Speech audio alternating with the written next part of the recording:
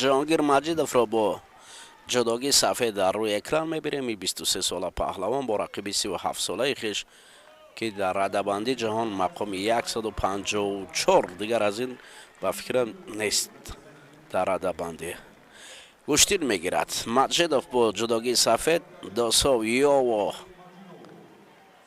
бинин африқо паҳлавоне ки тасодуфан ягон касро назада бошад, дигар ин паҳлавони африқоӣ баромад накардааст. Маҷидов паҳлавони шинохтааст, паҳлавони мо дар мусобиқаҳои мухталиф гӯштин гирифтааст. дусо ёво дар ҳол шидо аз ҷониби рефери гирифт.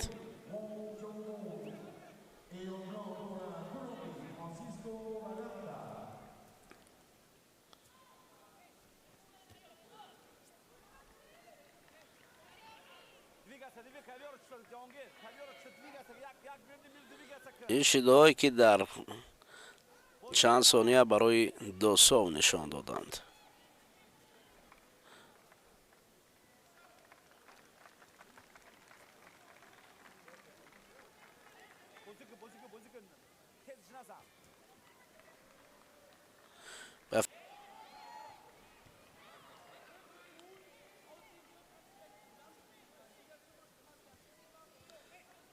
маҷидов бозӣ карда инро бояд сари даст кунад.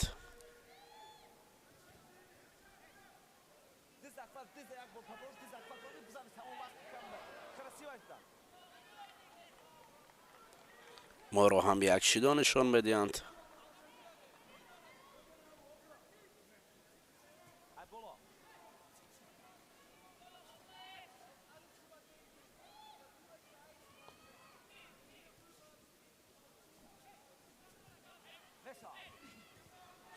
як вазаре ба суди Маҷидов аст.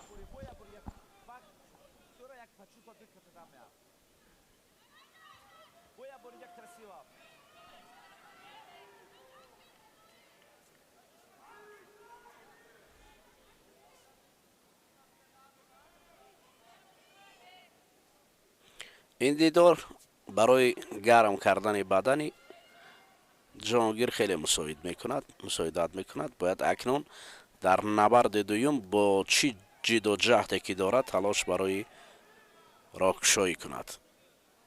ин досов аллакай бечора хаста шуд ва ӯ низ кам дар ёд дорад. ман дар назар дорам паҳлавони кишвари бенинро ки дар муқобили рақибон даст боло гашта бошад.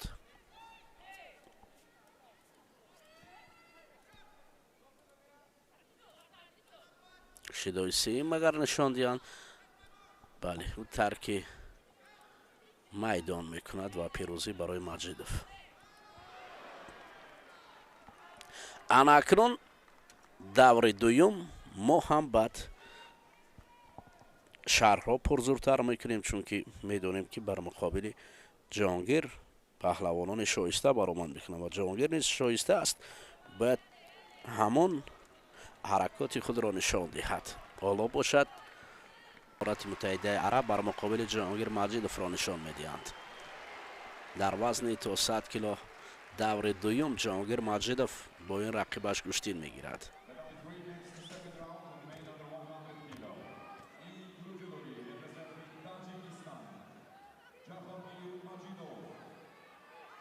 Кастоев бо ҷудогии сафед аст ва Маҷидов бошад бо ҷудогии кабуд.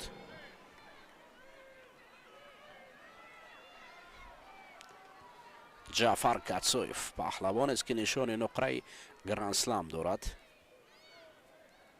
қаблан ӯ рақами яки ҷаҳони ҷудои ҷавонон буд 2019, вале ҷаҳонгир Маҷидов ҳам ҳамёни ҷавонон ва ҳамёни кадетҳо ё наврасон рақами яки ҷаҳон буд. яъне онҳо дар радабанди ҷаҳон ман дар назар дорам.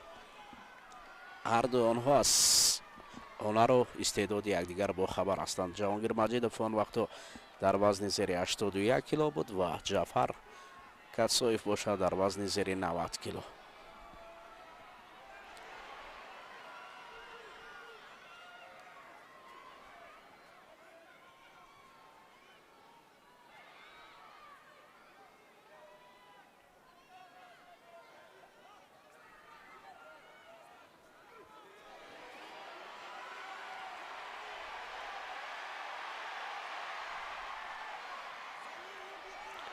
این شیدا با هر دو پهلوان نشان داده می شود.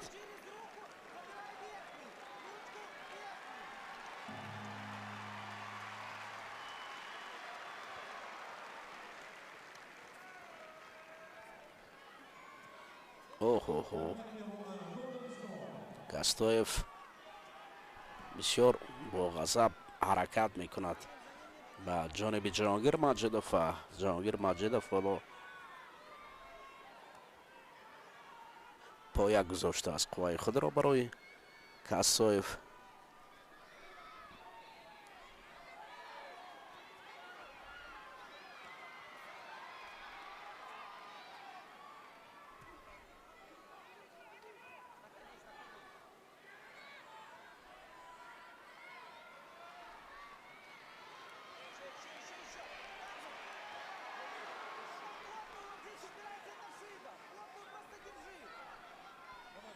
کاستویف اکنون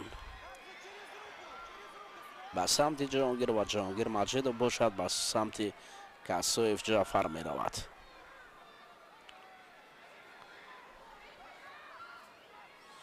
یگانه ما کم فعال هستیم. کاستویف برای پهلو آوردن جهانگیر ماجدوف کوشش کرد.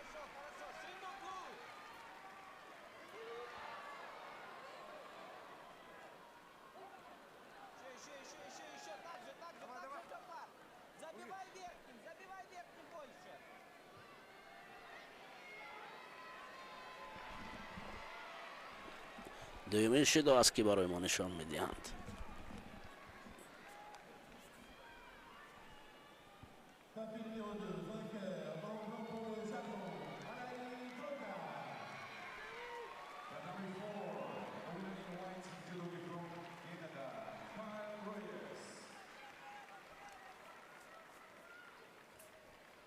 این نوبت هم کاستویف اکنون از بالا میدورد و برای کمربند پیدا کردن جهانگیر کوشش کرد.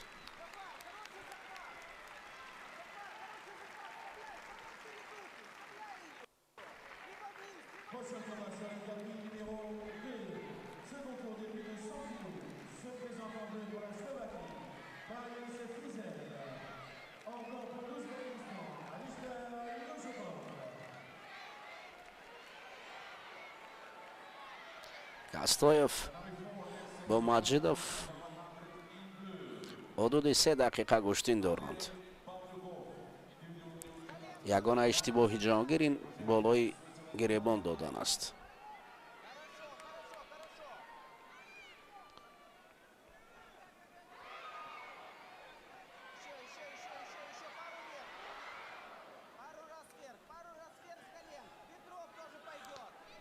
الکی مربی کاستویف هر کسی کاستویف برای پهلو آوردن جهانگیر کوشش میکند.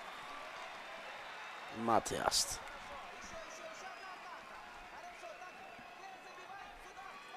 مربی کاستویف بسیار فعال است برای مصلحت دادن پهلوان جداگی سفید پوشیده.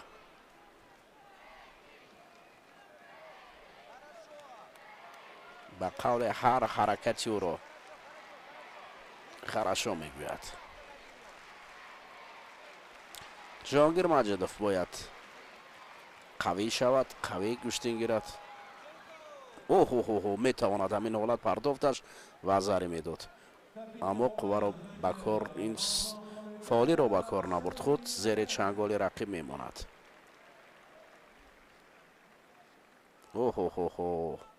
از این حالت باید رها شود وگرنه حساب می شود. ببینید الکی رفرینو حساب می کند و حالت اسایکامی. فکرم جهانگیر دیگه کاری رو انجام داده نمیتواند و همین طریق در حالت اسایکامی